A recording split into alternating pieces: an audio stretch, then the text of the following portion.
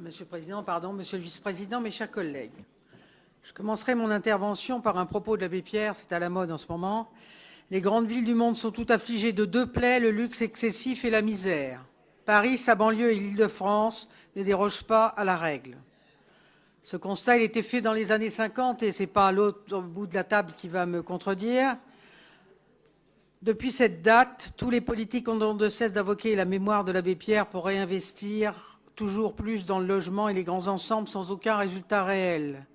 Puis encore, les fractures et inégalités n'ont cessé de grimper, les bidonvilles réapparaissent aux portes de Paris. L'État préfère encore envoyer ses milliards sur la table pour calmer les esprits sans proposer de plan efficace.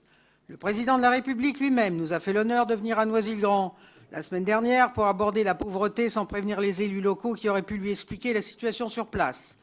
Quelle arrogance et quel mépris, sans commentaire. Passons ces sujets pour évoquer ce qui nous intéresse aujourd'hui.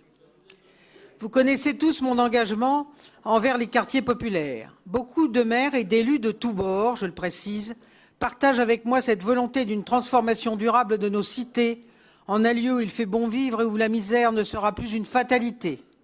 Pour atteindre ce noble but, la solidarité est la principale clé. Si nous ne pouvons pas changer la face de l'habitat en Île-de-France, nous pouvons à minima participer à créer des synergies et à impulser des projets et des partenariats. J'ai entendu notre vice-président Geoffroy Didier parler de la lutte contre les marchands de sommeil, les aides aux APL, l'aide aux copropriétaires en difficulté. Merci. C'est, je crois, tout l'objet de ce rapport et nous ne pouvons que nous féliciter de ces efforts qu'il faudra évidemment poursuivre et accentuer. Mais je connais votre détermination et votre volonté à changer les choses pour le meilleur dans nos territoires. Un premier partenariat sort aussi du lot, un partenariat public-privé, c'est celui avec la Fondation Nexity. La sphère publique ne prend pas assez au sérieux les initiatives non lucratives du privé.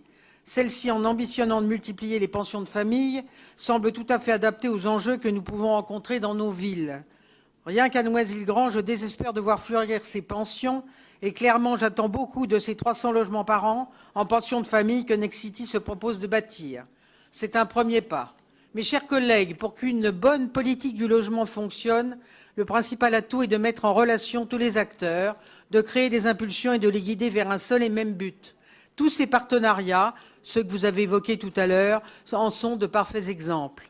Car vous l'aurez compris, pour réduire les fractures sociales en Île-de-France et faire de notre région un territoire attractif, nous ne pouvons pas nous passer de la solidarité. C'est d'ailleurs, si je ne m'abuse, tout le message que nous avions passé en votant cet été le rapport sur la région solidaire.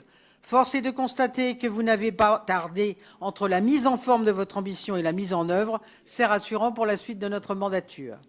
Je conclus en vous disant que par ce vote, nous pourrons participer directement à changer et améliorer la vie de tant de jeunes en difficulté, de tant de familles désœuvrées, de tellement de femmes victimes de violences et de foyers qui vivent dans des copropriétés où aucun d'entre nous ne pourrait rester plus de 24 heures.